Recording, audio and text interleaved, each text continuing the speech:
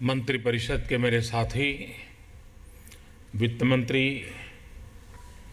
श्रीमान Arun Jaitley ji, labour and employment के मंत्री श्रीमान बंडारू दत्तात्रेय जी, वाइस चेयरमैन श्रीमान बैजनाथ राय जी, श्री राजन जी, श्री कैप्टन अभिमन्यु जी, सचिव श्रीमान शंकर अग्रवाल जी,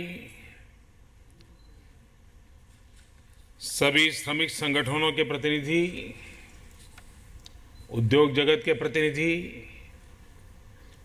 और केंद्र और राज्य के भिन्न भिन्न सरकारों के प्रतिनिधि बंधुगण, ये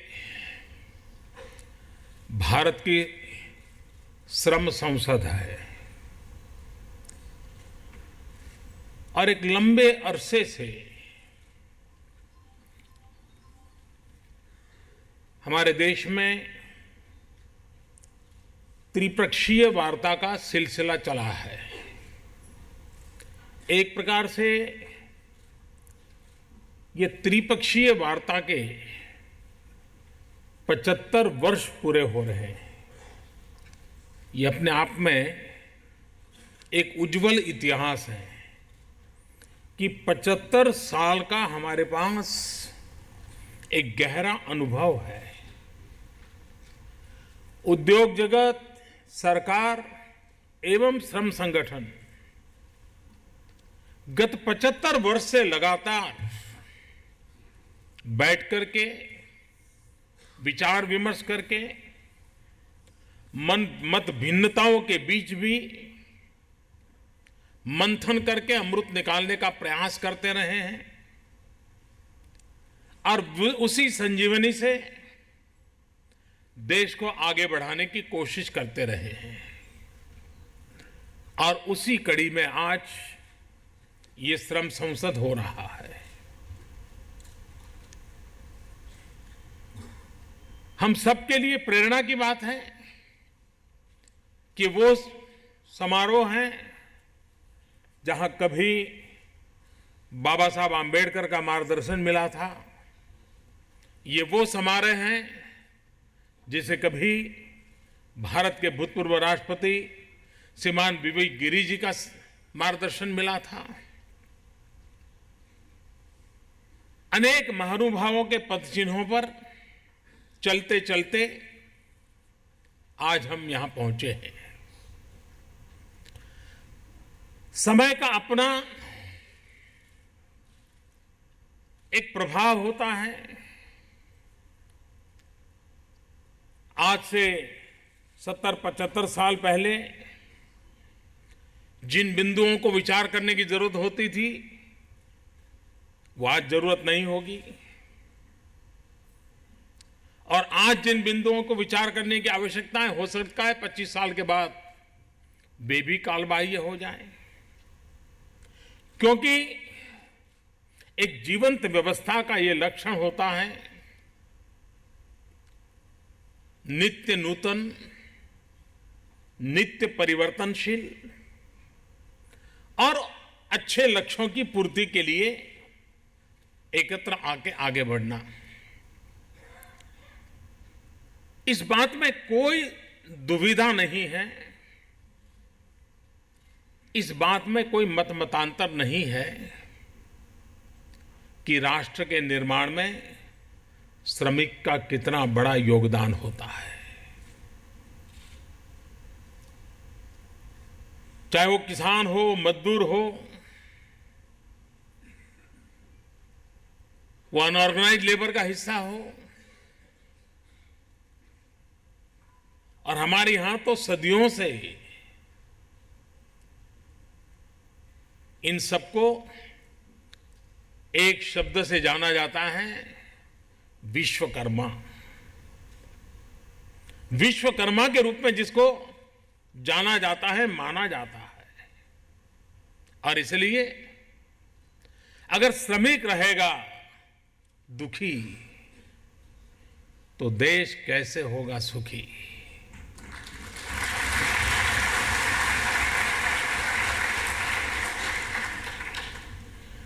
और मैं नहीं मानता हूं कि इन मूलभूत बातों में हम में से किसी में कोई मतभेद है। मैं श्रम को एक महायज्ञ मानता हूं जिसमें कोट्यावधि लोग अपनी आहुति देते हैं। सिर्फ श्रम की नहीं, कभी कभार तो सपनों की भी आहुति देते हैं और तब जाकर के किसी और के सपने संजोए जा सकते हैं।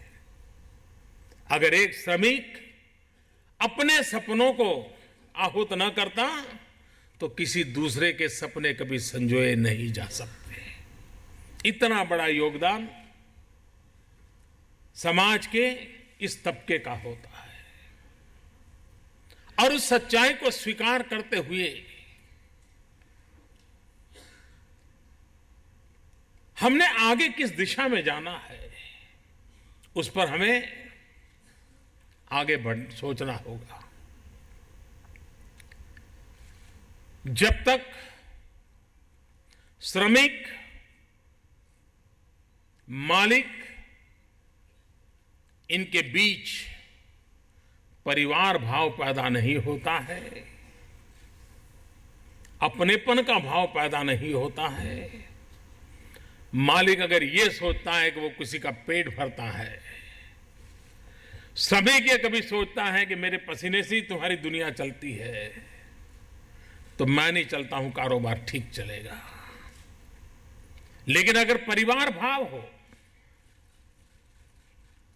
एक श्रमिक का दुख मालिक को रात को बेचैन बना देता हो और फैक्ट्री का हुआ कोई नुकसान श्रमिक को रात को सोने न देता हो, यह परिवार भाव जब पैदा होता है तब विकास की यात्रा को कोई रोक नहीं सकता।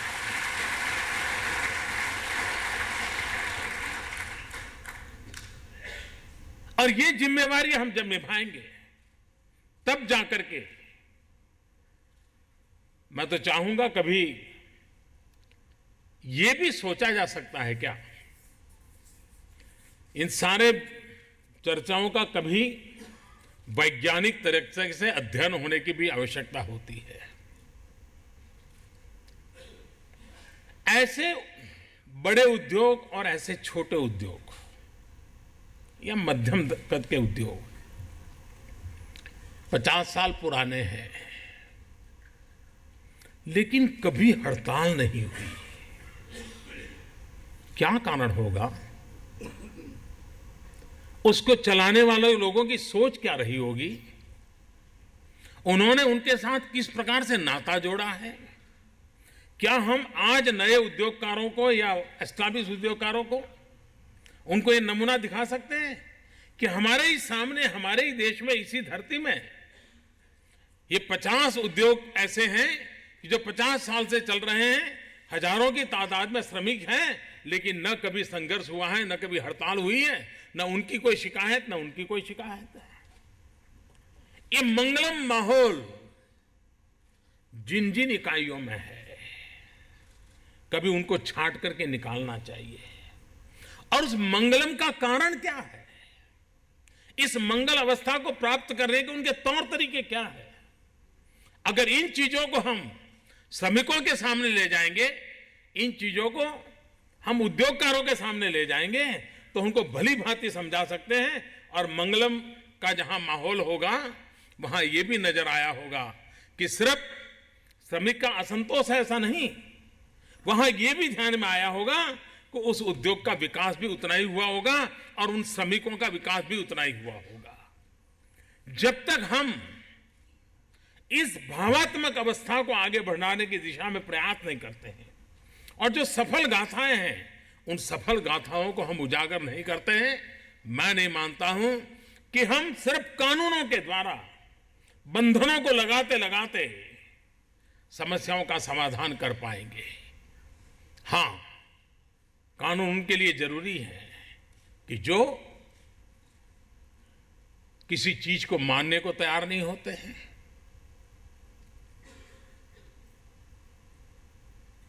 श्रमिक को इंसान भी मानने को तैयार नहीं होते हैं। उनकी सुख सुविधा की बात तो छोड़ दीजिए, उसकी मिनिमम आवश्यकताओं की ओर भी देखने के लिए तैयार नहीं होते हैं। ऐसे लोगों के कानूनों की उतनी ही जरूरत होती है। और इसलिए हम इस व्यवस्था को उस रूप में समझ करके चलाएं। एक सामाजिक दृष्टि से भी हमारे यहां सोचने की बहुत आवश्यकता है। किसी न किसी कारण से हमारे भीतर एक बहुत बड़ी बुराई पनप गई है, हमारी सोच का हिस्सा बन गई है। हर चीज को देखने के हमारे तरीके की आदत सा बन गया है। और वो है, हम कभी भी श्रम करने वाले के प्रति आदर के भाव से देखते ही नहीं है।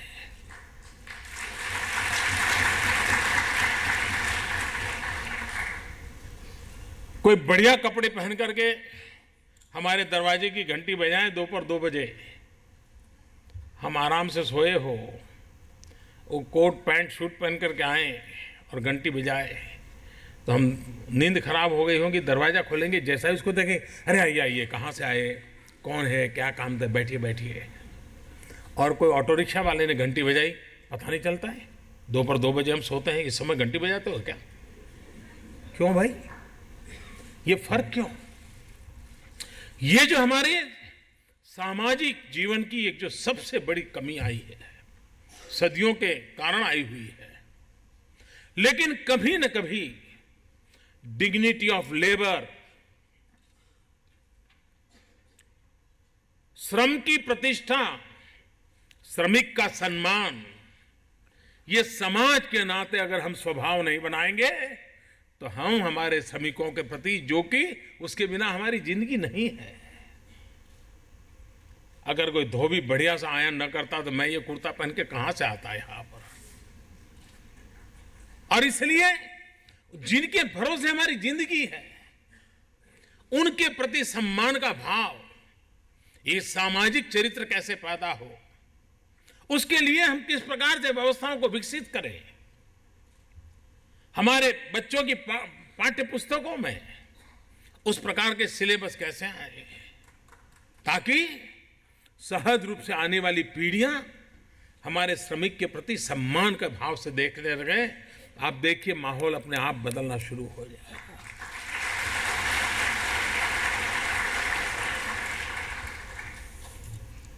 हमारी सरकार को सेवा करने का अवसर मिला है। श्रम संगठनों के साथ लगातार बातचीत चल रही है और त्रिपक्षीय बातचीत के आधार पर ही आगे बढ़ रहे हैं। कई पुरानी गुत्थियां हैं, सुलझानी है, और मुझे विश्वास है कि देश के श्रमिकों के आशीर्वाद से इन गुत्थियों को समझाने में हम सफल होंगे और समस्याओं का समाधान करने में हम कोई न कोई रास्ते खोलते चलेंगे। और सहमति से कानूनों का भी परिवर्तन करना होगा, कानूनों में कोई जोड़ना होगा, कुछ निकालना होगा, वो भी सहमति से करने का प्रयास करते ही रहना चाहिए। निरंतर प्रक्रिया चलती रही है, आगे भी चलती रहने वाली है। कोई भी सरकार आए, ये कोई आखिरी कार्यक्रम कभी होता नहीं है। और इसलिए मैं समझता हूं कि इस प्रक्रिया का अपना महत्व है। मेरा विश्वास रहा है, मिनिमम गवर्नमेंट, मैक्सिमम गवर्नेंस। और ये जो कानूनों के ढेर है, कानूनों का ऐसा कहीं खो जाए इंसान, पता नहीं इतने कानून बनाए के रखे हुए, और हर एक को अपने फायदे वाला कानून ढूंढ सकता है। ऐसी स्थिति आज हर कोई उद्योगकार, एक ही कानून में से उद्योगकार को अपने मतलब का निकालना है तो वो भी निकाल सकता है, श्रमिक संगठन को निकालना है तो वो भी निकाल सकता है, और सरकार को निकालना है तो वो भी निकाल सकते हैं।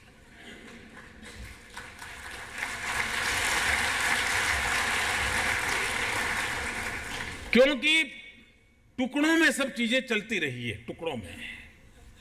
जब तक हम एक एकत्रित भाव से, कॉम्पोजिट भाव से, हमें जाना कहाँ है उसको लेकर के, और इसलिए मैंने एक कमेटी भी बनाई है कि जो इन सारे पुराने कानूनों को जरा देख रही है, इसको सही कैसे किया जाए, और सच्चे अर्थ में जिनके लिए बनाए हैं कानून उनका लाभ हो रहा है कि नहीं हो रहा है। वरना कोई और जगह पे ऐसा कानून बन के बैठा हुआ है जो इसको आगे नहीं जाने देता। अब श्रमिक कहाँ लड़ेगा, कहाँ जाएगा? वो क्या कोर्ट कचहरी में इतने बड़े महंगे वकील रखेगा क्या? और इसलिए मेरा ये आग्रह है और मैं कोशिश कर रहा हूं कि ये कानूनों का एक बहुत बड़ा जाल हो गया है, उसका सरलीकरण हो, गरीब से गरीब व्यक्ति भी अपने हकों को भली भांति समझ पाए, हकों को प्राप्त कर पाए। ऐसी व्यवस्थाओं को हमने विकसित करने की दिशा में हमारा प्रयास है और मुझे विश्वास है कि हम उसको कर पाएंगे। मैं कभी कभी उद्योग जगत के मित्रों से भी कहना चाहता हूँ, और मैं चाहूँगा कभी हमारे इस फोरम में एक और पहलू पर भी हम सोच सकते हैं क्या, क्योंकि हमने अपने एजेंडे को बड़ा सीमित कर दिया है, और जब तक उसका दायरा नहीं बढ़ाएंगे पूरे माहौल में बदलाव नहीं आएगा। कितने उद्योगकार हैं जिन्होंने अपने उद्योग चलाते चलाते ऐसा माहौल बनाया, ऐसी व्यवस्था बनाई कि खुद का ही काम करने वाला एक मजदूर आगे चलकर के एंटरप्रेन्योर बना। कभी ये ऐसी तो खोज के निकालना चाहिए। क्या उद्योगकार का यही काम है क्या कि 18-20 साल की उम्र में जो उसके यहाँ आया वो 60 साल का होने के बाद किसी काम का न रहे तब तक उसी के यहाँ फंसा पड़ा रहे? क्या ऐसा माहौल को सिर्फ उसने बताया कि भाई हाँ ठीक है वो मेरे यहाँ मजदूर के नाते आया था, लेकिन मैंने देखा कि भाई उसमें बहुत बड़ी क्षमता है, टैलेंट है, थोड़ा मैं उसको सहारा दे दूं, वो अपने आप में एक एंटरप्रेन्योर बन सकता है, और मैं ही एक आध पुर्जा बनाएगा तो मैं खुद खरीद लूंगा जो मेरी फैक्ट्री के लिए जरूरी है, तो एक अच्छा एंटरप्रेन्योर तैयार हो जाएगा। कभी न कभी हमने सोचना चाहिए हमारे देश में छोटे और मध्यम या बड़े उद्योगकार कितने हैं कि जो हर वर्ष अपने ही यहाँ काम करने वाले कितने मजदूरों को उद्योगकार बनाया हो, एंटरप्रेन्योर बनाया हो, सप्लायर बनाया हो, कितनों को बनाया? कभी ये भी तो हिसाब लगाया जाए। उसी प्रकार से हमने देखा है कि आईटी फर्म, उसके विकास का मूल कारण क्या है? आईटी फर्म के विकास का मूल कारण यह है कि उन्होंने अपने एम्प्लॉय को यह कहा कि कुछ समय तुम्हारा अपना समय है, तुम खुद सॉफ्टवेयर विकसित करो, तुम अपने दिमाग का उपयोग करो। और ये मोटिवेशन के कारण सॉफ्टवेयर की दुनिया में नई नई चीजें वो लेकर के आए, फिर वो कंपनी की बनी और बाद में जाकर के वो बिकी, अवसर दिया गया।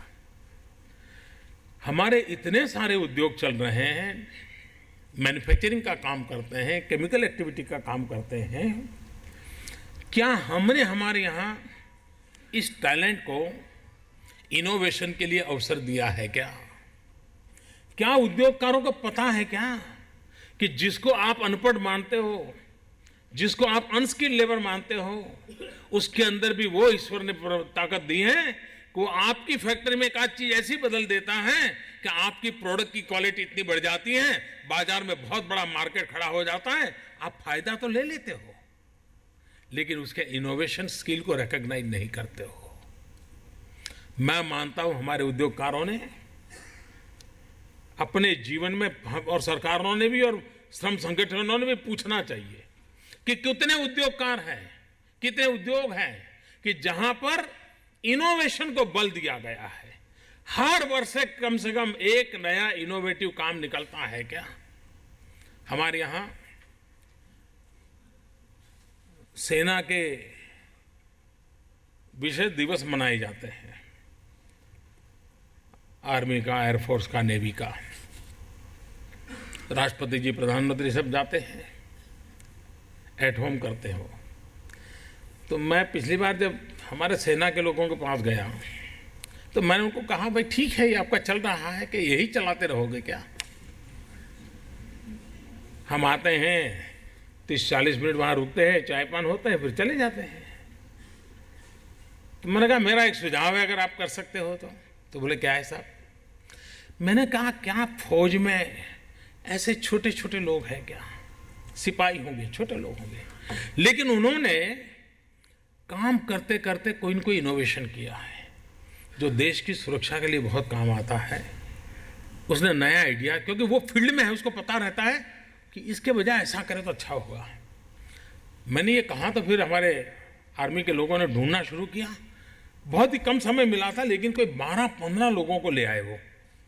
और जब उनके इनोवेशंस मैंने देखा, मैं हैरान था। सेना के काम आने वाली टेक्नोलॉजी के संदर्भ में, कपड़ों के संबंध में, इतने बारीक छोटी छोटी चीजों में उन्होंने बदलाव ला करके बताया था।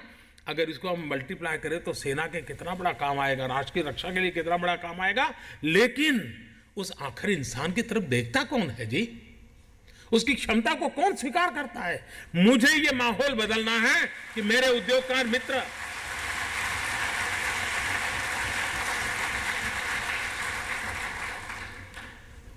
बहुत बड़ी डिग्री लेकर के आया हुआ ही व्यक्ति दुनिया को कुछ देता है, ऐसा नहीं है। छोटा सा छोटा व्यक्ति दुनिया को बहुत कुछ दे करके जाता है, सिर्फ हमारी नजरों की तरफ नहीं होता है। और इसलिए हम एक कल्चर विकसित कर सकते हैं, व्यवस्था विकसित कर सकते हैं कि जिसमें उन और मैं तो चाहता हूं श्रमिक संगठन भी ऐसे लोगों को सम्मानित करें, उद्योग भी सम्मानित करें, और सरकार भी श्रम संसद के समय इस प्रकार के सामान्य मजदूर ने किए हुए इनोवेशन, जिसने देश का भला किया हो, उसका सम्मान करने का कार्यक्रम करके हम श्रम की प्रतिष्ठा कैसे बढ़ाएं, उस दिशा में हमने आगे बढ़ना चाहिए। हमने एक नए तरीके से चीजों को कैसे सोचना चाहिए, नए चीजों को कैसे बदलाव लाना चाहिए, उस पर सोचने की आवश्यकता है।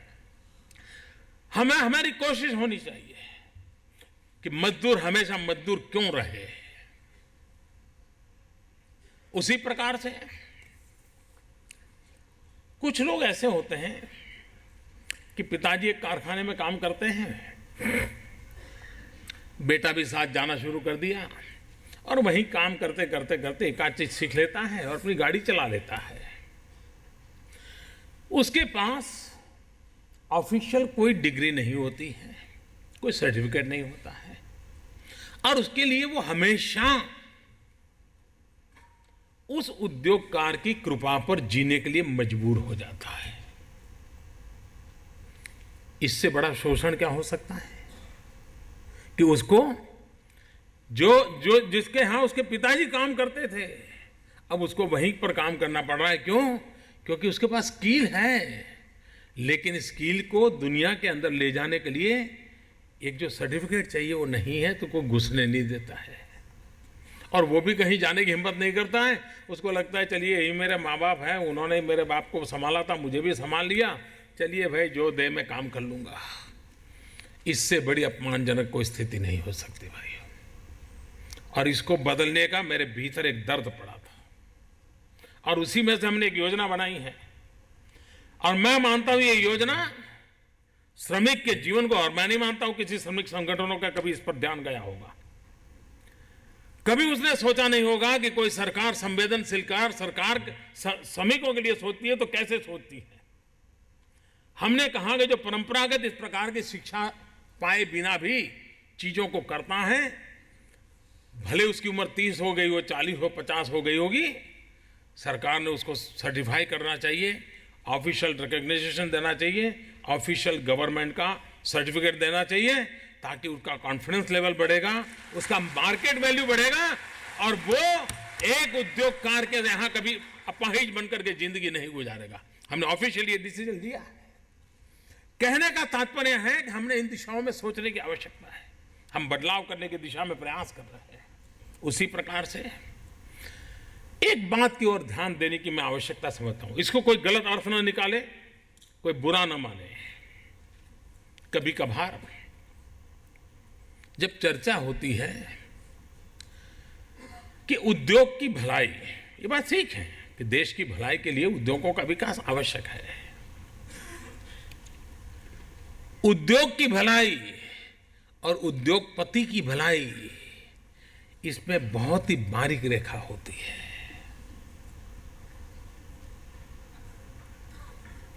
देश की भलाई और सरकार की भलाई, इसमें बहुत बारीक रेखा होती है। श्रम संगठन की भलाई और श्रमिक की भलाई बहुत बारीक रेखा होती है।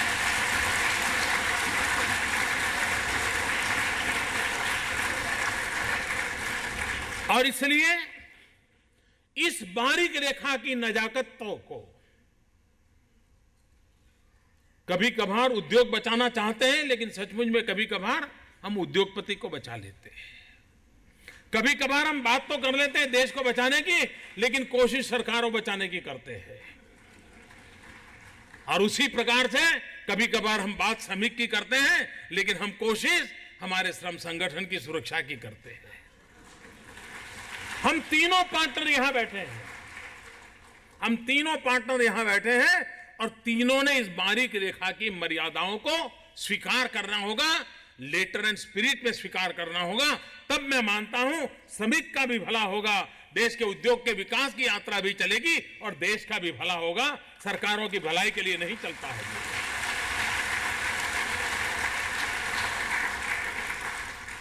और इसलिए इन मूलभूत बातों की ओर हम कैसे मिल बैठ करके एक सकारात्मक माहौल बनाने के भी 10 कदम हो सकते हैं, श्रमिक की भलाई के 10 कदम हो सकते हैं, आवश्यक है तो राष्ट्र को आगे बढ़ाने के भी 10 कदम हो सकते हैं, वो भी उसके साथ साथ आना चाहिए। जब तक हम इन बातों को संतुलित रूप से आगे नहीं ले जाएंगे, तब तक हम माहौल बदलने में सफल नहीं होंगे। और मुझे विश्वास है कि आज की श्रम संसद में बैठ करके हम लोग उस माहौल को निर्माण करने की दिशा में आगे बढ़ेंगे। भारत में 65% जनसंख्या 35 साल से कम आयु की है। हमारा देश एक प्रकार से विश्व का सबसे नौजवान देश है। आज दुनिया को स्किल्ड वर्कफोर्स की आवश्यकता है। स्किल डेवलपमेंट और स्किल इंडिया, ये मिशन हमारे नौजवानों को रोजगार कैसे मिले। अगर हम जो आज रोजगारी में है या जो हमारे संगठन के सदस्य है, उनकी चिंता कर करके बैठेंगे तो हो सकता है कि उनके हितों का भी भला हो जाएगा, उनकी रक्षा भी हो जाएगी, 2-4 चीजें हम उनको दिलवा भी देंगे।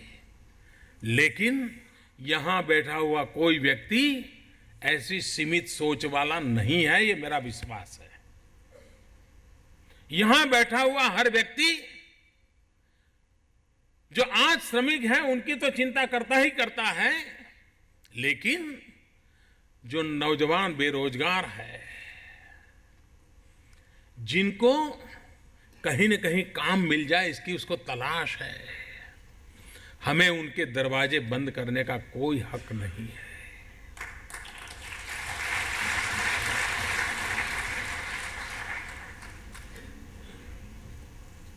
जब तक हम हमारे देश के और नौजवानों को रोजगार देने के लिए अवसर उपलब्ध नहीं कराएंगे,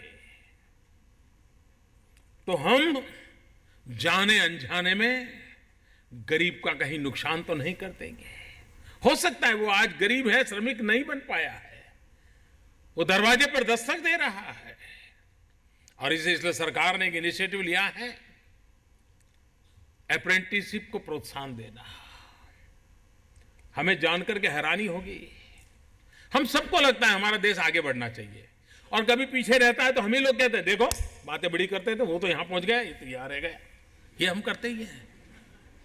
लेकिन जो पहुंचे हैं आज चीन के अंदर, जो कि साम्यवादी विचार से चलने वाले मूलभूत तो लोग हैं, चीन के अंदर 2 करोड़ अप्रेंटिसशिप पर लोग काम कर रहे हैं। चीन के अंदर जापान में 1 करोड़ लोग अप्रेंटिसशिप में काम कर रहे हैं। जर्मनी बहुत छोटा देश है, हमारे देश के किसी राज्य से भी छोटा देश है, वहां पर 30 लाख लोग अप्रेंटिस के रूप में काम कर रहे हैं। लेकिन मुझे आज दुख के साथ कहना चाहिए, 125 करोड़ का हिंदुस्तान, सिर्फ 3 लाख लोग अप्रेंटिसशिप पर काम कर रहे हैं। मेरे नौजवानों का क्या होगा, मैं पूछना चाहता हूं। मैं सभी श्रमिक संगठनों से पूछना चाहता हूं, क्या इन नौजवानों को रोजगार मिलना चाहिए कि नहीं मिलना चाहिए? इन नौजवानों के लिए अवसर खुलने चाहिए कि नहीं खुलने चाहिए? और भारत को आगे बढ़ाना है तो हमारे स्किल को काम में लाने के लिए ये हमें अवसर देना पड़ेगा। सरकारों ने, उद्योगकारों ने भी सोचना होगा, इसलिए कि कानून के दायरे में फंस जाएंगे, इसलिए कोई अप्रेंटिसशिप किसी को देनी नहीं, किसी नौजवान को अवसर नहीं देना। ये उद्योगकार जो दरवाजे बंद करके बैठे हैं, मैं नहीं मानता हूं ये लंबे अरसे तक दरवाजे बंद करके बैठ पाएंगे। देश का नौजवान लंबे अरसे तक इंतजार नहीं करेगा।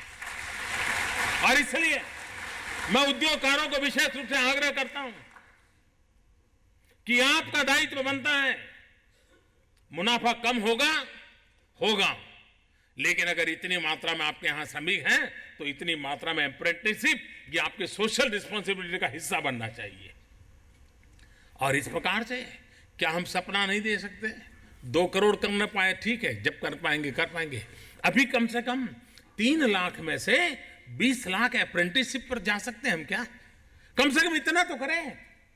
करोड़ों नौजवानों को रोजगार चाहिए, कहीं से तो शुरू करें। और इसलिए मैं चाहूंगा कि जो श्रमिक आज हैं उनकी चिंता करने वाले लोगों का ये भी दायित्व है कि जिनकी श्रमिक बनने की संभावना है उनकी जिंदगी की भी चिंता उस नौजवान की भी करने की आवश्यकता है जो गरीबी है। पिछले 16 अक्टूबर को हमने श्रमेव जयते के अभियान की शुरुआत की थी। यह सर्वांगीण प्रयास है हमारा। जिन सुधारों की शुरुआत हमने की उनकी प्रगति आप सबके नजर में है। यूनिवर्सल अकाउंट नंबर यूएएन, इसके माध्यम से प्रोविडेंट फंड के अकाउंट पोर्टेबल हो गए हैं, बल्कि लगभग 4 करोड़ 67 लाख मजदूरों को डिजिटल नेटवर्क के प्लेटफॉर्म का ऑलरेडी लाभ मिलना शुरू हो गया है। पीएफ ऑनलाइन लाभ ले सक रहा है। ये चीजें नहीं थी, इन चीजों का वो लाभ ले रहा है। यही तो श्रमिक को एम्पावर करने के लिए टेक्नोलॉजी का सदुपयोग करने का प्रयास किया। जब हम सरकार में आए, हमारे देश में कई लोग ऐसे थे कि जिनको 50 रुपये पेंशन मिलता था, 80 रुपया पेंशन मिलता था, 100 रुपया पेंशन मिलता था। कुछ लोग तो पेंशन लेने के लिए जाते नहीं थे क्योंकि पेंशन से ऑटो रिक्शा का खर्चा ज्यादा होता था। इस देश में करीब करीब 20 लाख से अधिक ऐसे श्रमिक थे जिनको 50 रुपया, 100 रुपया, 200 रुपया पेंशन मिलता था। हमने आकर के बहुत बड़ा आर्थिक बोझ लगा है, सबके लिए मिनिमम पेंशन 1000 रुपया कर दिया। मैं आशा करता हूं कि हमारे श्रमिक संगठन ये हमारा जो प्रोएक्टिव इनिशिएटिव है उसके प्रति भी उस भाव से देखें ताकि हम सबको मिलकर के दौड़ने का आनंद आ जाए, 4 नई चीजें करने का उमंग आ जाए, क्योंकि हमें चलना वही है। और मैं मानता हूं अगर इस देश में इतने सारे प्रधानमंत्री हो गए होंगे, लेकिन श्रमिकों का किसी एक प्रधानमंत्री पर सबसे ज्यादा हक है तो मुझ पर है, क्योंकि मैं उसी बिरादर से निकल के आया हूं। मैंने गरीबी देखी है और इसलिए गरीब के हाल को समझने के लिए मुझे कैमरामैन को लेकर के जाने की जरूरत नहीं पड़ती है। मैं उसको भली भांति समझ पाता हूं। और इसलिए जो बातें मैं बता रहा हूं, भीतर एक आग है, कुछ करना है। गांव, गरीब, किसान, मजदूर, वंचित, दलित, पीड़ित, शोषित, उनके लिए कुछ करना है। लेकिन हर एक के करने की सोच अलग होगी, रास्ते अलग होंगे। हमारी एक अलग सोच है, अलग रास्ते हैं, लेकिन लक्ष्य यही है कि मेरे देश के मजदूर का भला हो, मेरे देश के गरीब का भला हो, मेरे देश के किसानों का भला हो, ये सपने लेकर के हम चल पड़े हैं। और इसलिए जैसे मैंने कहा, हमने अप्रेंटिस एक्ट में सुधार किया, हमने ऑन द जॉब ट्रेनिंग के मौके बढ़ गए हैं, उस दिशा में हमने काम किया है। आज हमने हेल्थ को सेक्टर को ESIC के 2.0 स्कीम को लॉन्च किया है। हम कभी कभार ये तो देखते हैं कि भाई क्या मिलना चाहिए, लेकिन कैसे मिले, मिल रहा है कि नहीं मिल रहा है, उसके लिए न सरकारों को फुर्सत है, न श्रमिक संगठनों को फुर्सत है। उनको तो लगता है देखो यार कागज पे दिखा दे, ये तुमको दिलवा दिया कि नहीं दिलवा दिया। वो श्रमिक भी बड़ा खुश है, यार मैं इसका मेंबर बन गया हूं, मेरा काम हो गया। मैं इस स्थिति को बदलना चाहता हूं। मैं श्रमिक संगठन और सरकार की पार्टनरशिप से आगे बढ़ना चाहता हूं, कंधे से कंधा मिलाकर के आगे चढ़ना चाहता हूं। और अगर हमने ये अस्पतालों की व्यवस्था को बदलने की दिशा में काम किया, अब छोटा निर्णय है कि भाई हर दिन चद्दर बदलो। अब मुझे बताइए, हेल्थ की दृष्टि से, हाइजीन की दृष्टि से, ये सब जानते हैं कि बदलनी चाहिए और लोग मानते होंगे बदल, लेकिन हमको मालूम है कि नहीं बदलते। ठीक है, आया है पेशेंट तो आया है। आखिरकार मुझे रास्ता खोजना पड़ा। मैंने कहा हर दिन की चद्दर का कलर ही अलग होगा, पेशेंट को पता चलेगा चद्दर बदली कि नहीं बदली।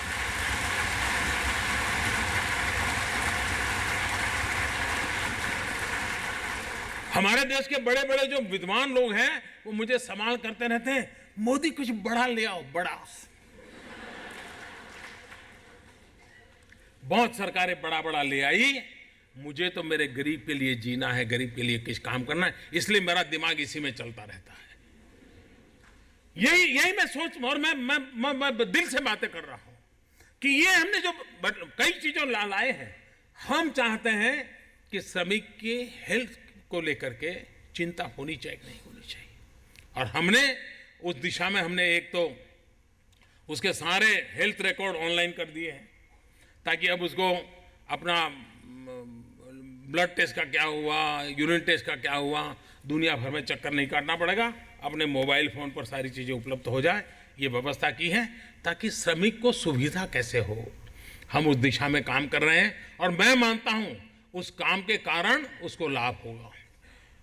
आज हमारे देश में असंगठित मजदूर कुल मजदूरों का 93% है।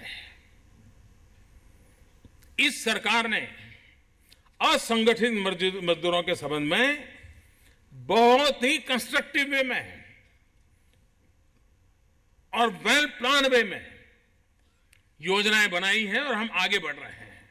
सबसे बड़ी बात है, असंगठित क्षेत्र के मजदूरों को सामाजिक सुरक्षा कैसे मिले।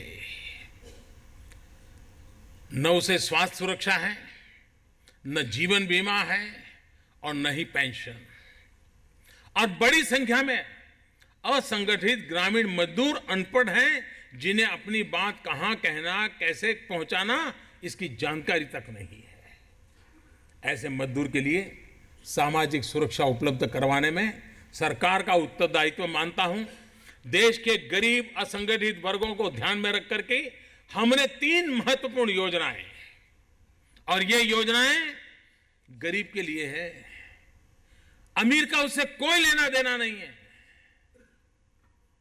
और मैं मानता हूं, सभी श्रमिक संगठनों से मैं आग्रह करूंगा कि आप भी इस बात में मदद कीजिए। अगर किसी के घर में, हम कई यहां संगठन हैं जो असंगठित मजदूरों का काम करते हैं, कुछ लोग हैं जो घरों में बर्तन साफ करने वाले लोग होते हैं, उनका संगठन चलाते हैं। क्या हम कोशिश नहीं करें कि उसके मालिकों को मिलकर के कहें कि भाई आपके यहाँ ये लड़का कपड़े धोता है, बर्तन साफ करता है, या खाना पकाता है, या गाड़ी चलाता है, या आपका धोबी है, इसके लिए ये सरकार की स्कीम है, आप एक मालिक हो, इसके लिए इतना पैसा बैंक में डालो, उसका जीवन भला हो जाएगा। मैं मानता हूं हर कोई इसको करेगा। हम मध्यम वर्ग के लोगों को भी अगर समझाएंगे कि भाई तुम्हारे साथ काम करने वाले जो गरीब लोग हैं उनको इन स्कीम का फायदा तुम दो, तुम्हें कोई महंगा नहीं पड़ने वाला है, तुम्हारे लिए तो एक 5 स्टार होटल का एक खाने से ज्यादा खर्चा नहीं है। लेकिन उस गरीब की तो जिंदगी बदल जाएगी। और इसलिए हमने अटल पेंशन योजना, प्रधानमंत्री सुरक्षा बीमा योजना, प्रधानमंत्री जीवन ज्योति बीमा योजना, और मैं बताऊं, यानी 1 महीने का 1 रुपया, 12 महीने का 12 रुपया, एक स्कीम ऐसी है 1 दिन का सिर्फ 80-90 पैसा, साल भर का 330 रुपया, लेकिन उसको जीवन भर उसकी व्यवस्था मिल सकती है। ये काम उसके मालिक जिसके यहाँ वो काम करता है वो कर सकते हैं। और श्रमिक संगठन एक सामाजिक काम के तौर पर इस बात को आगे बढ़ा सकते हैं। सरकार से कंधे से कंधा मिलाकर काम करेंगे। मुझे लगता है कि इसका उसको फायदा होगा और हमने ये फायदा दिलवाना चाहिए। व्यवस्थाएं हैं, योजनाएं हैं। अटल पेंशन योजना अगर आज से उसको जोड़ दिया जाए, समझा दिया जाए, उसका तो जीवन धन्य हो जाएगा कि भाई चलो 60 साल के बाद मुझे ये लाभ मिलेगा। मैं समझता हूं कि हम एक सामाजिक चेतना जगाने का भी काम करें, सामाजिक बदलाव का भी काम करें और उस काम को आगे बढ़ाएंगे तो मैं समझता हूं बहुत सारी बातें हम कर पाएंगे। कई विषय है जिसको मैं आपके सामने रखता ही चला जाता हूं, लेकिन मुझे विश्वास है कि श्रम संसद के अंदर जो कुछ भी महत्वपूर्ण चर्चाएं हो रही है, हमारे वित्त मंत्री और उनकी एक कमेटी बनी है जो उनको सुन रही है और बातचीत से ही अच्छे नतीजे निकलते हैं, सुखद परिणाम निकलेंगे। कल भी मेरी श्रम संगठनों के प्रमुख लोगों के साथ मुझे मिलने का अवसर मिला था, उनको सुनने का अवसर मिला था और मैं भली भांति उनकी बात को, उनकी भावनाओं को समझता हूँ। मिल बैठ करके हमें आगे बढ़ना है और हम देश को आगे बढ़ाने में कैसे काम आए, देश को आर्थिक नई ऊंचाइयों पर कैसे ले जाए, देश में नौजवानों को अधिकतम रोजगार के अवसर कैसे उपलब्ध कराएं। आज भारत के सामने मौका है, विश्व के परिदृश्य में भारत के सामने मौका है। उस मौका अगर हमने खो दिया तो फिर पता नहीं हमारे हाथ में कब मौका आएगा और उस काम को लेकर के आगे बढ़े। इसी एक अपेक्षा के साथ मेरी इस श्रम सांसद को हृदयपूर्वक बहुत बहुत शुभकामना है। उत्तम परिणाम निकलेंगे इस भरोसे के साथ और साथ मिलकर के आगे चलेंगे इस विश्वास के साथ। बहुत बहुत धन्यवाद।